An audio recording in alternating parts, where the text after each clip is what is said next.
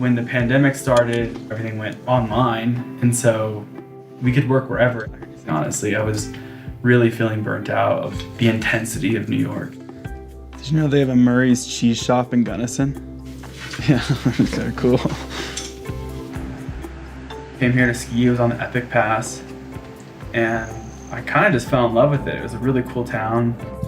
I started looking around at apartments or condos, and next thing you know, I sort of put an offer in on one. Yeah. Tyler Rogers and Bella McGoldrick are living the dream. Freed from having to go into a physical office for work, they gave up their New York apartment this year and joined a migration called the Zoom Boom. Remote workers who've traded urban areas for life a little further off the grid. Have you heard this phenomenon, of the Zoom town? For sure. Often you'll speak to locals and they're kind of talking about like the changes that are happening, and I'm always like, oh, that's me. It is a little bit of a weird position to be in, to be like aware of what's going on and to be what is kind of the problem, I guess, in some people's eyes. What do you hear? What do they say? People talk about the shortage of housing for local workers. There's like a lack of rental space or place for them to own. So yeah, I think people are just afraid that this little place will just sort of change and like evolve into something that they don't recognize. Property values have increased hundreds of percent since the 90s here. Back in the day, you could get one of these houses for 60 grand probably. And now what does something like this go for? $1 million plus, 1.8, 2 million, something. It's huge. Wow. Paul Brown moved to Crested Butte in 2008. I love how they did this bathroom. It is amazing. He now works as a realtor, where he has a front row seat to the already tight housing market getting tighter.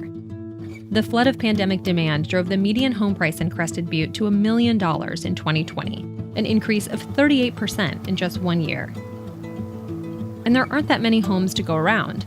Roughly 30% fewer houses were up for sale compared to last year, and long-term rentals are almost non-existent. This is an example of a house that has tremendous flow and can accommodate a lot of people. Now, this is an example of a home that will rent for that $1,000 a night plus, just because of how gargantuan it is.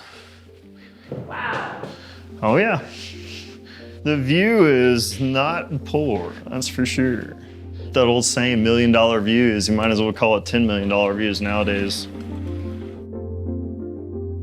So as soon as quarantine lifted last year, I would say 4 out of 5 phone calls starting in June of 2020 was, hey, I want to come live there for 3 or 4 months. So what's happening to the people who lived here, before this influx? Yeah, so a lot of folks are leaving the valley because they can't find a place to stay anymore. And, you can couch surf or sleep in your car only so long. And when the winter hits, it's not a viable option at all. Remote workers aren't the only ones responsible for the crunch. Homeowners who used to rent to long-term tenants are now charging a lot more for their places as short-term rentals.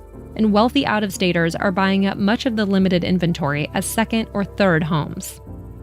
Who do people blame for these issues here? Blame is spread around pretty well. The animosity is certainly going to be at the people that come to purchase here, but don't actually live here.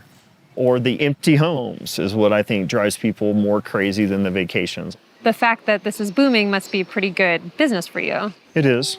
I feel like there is a fiduciary responsibility to my clients, but for every home that I take out of available inventory further exacerbates our problem. It's a constant struggle because it could eventually even cost me to lose my roof over my head. In June, the town of Crested Butte declared an affordable housing emergency. Since then, the town has put a moratorium on new short-term rentals, bought a bed and breakfast to convert into affordable housing for seasonal workers, and made it legal for people to camp and park mobile homes on private property. Now the town's considering a ballot initiative that would add a tax on second homes. But not everyone is on board. Okay, a few rules. We'll give everybody a chance to talk. I would absolutely discourage clapping and cheering.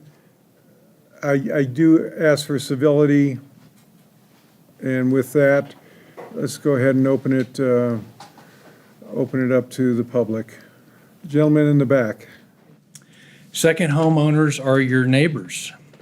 A tax that only second homeowners pay but cannot vote on is divisive. I think there's a bit of tone that has entered the conversation that would be kind of reminiscent of the French Revolution, sort of eat the rich.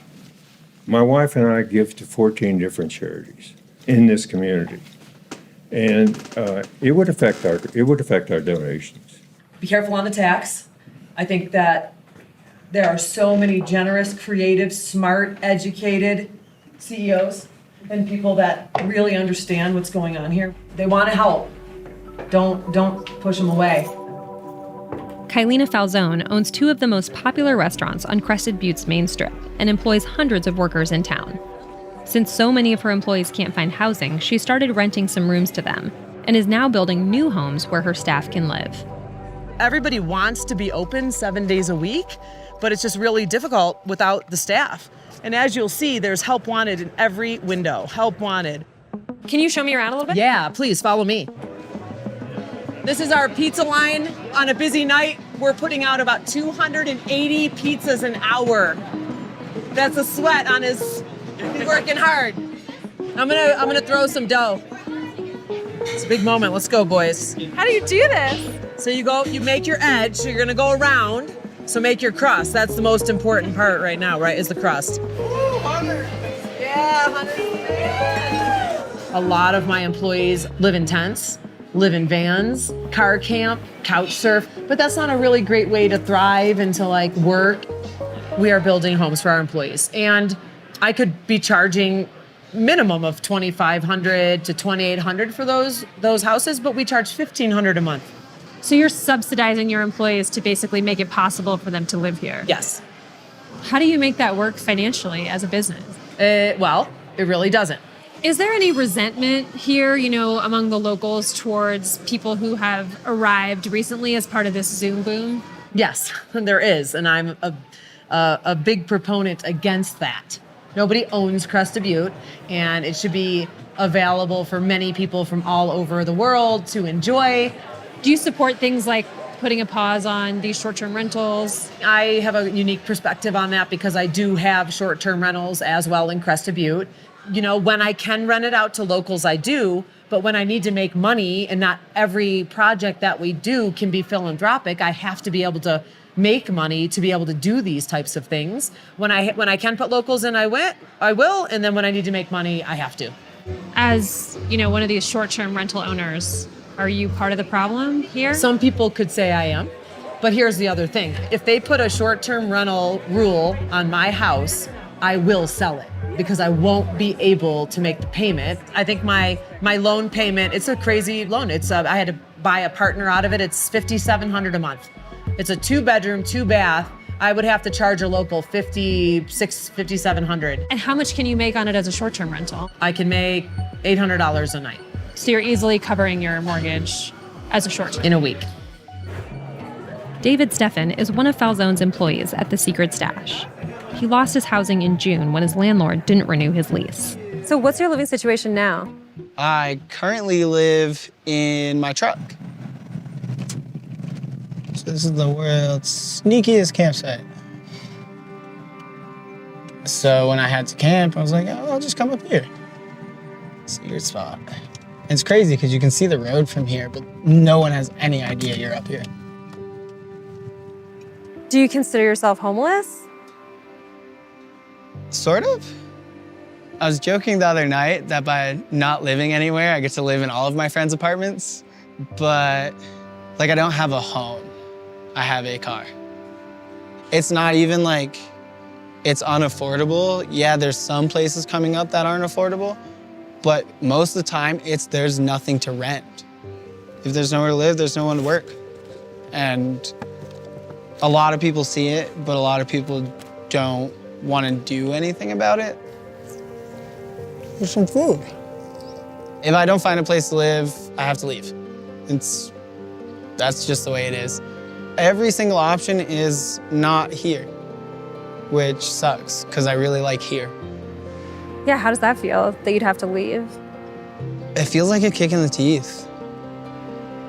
The town's on a treadmill right now, and it's just maxed out, and I don't know how long it can stay at this pace before just falling off.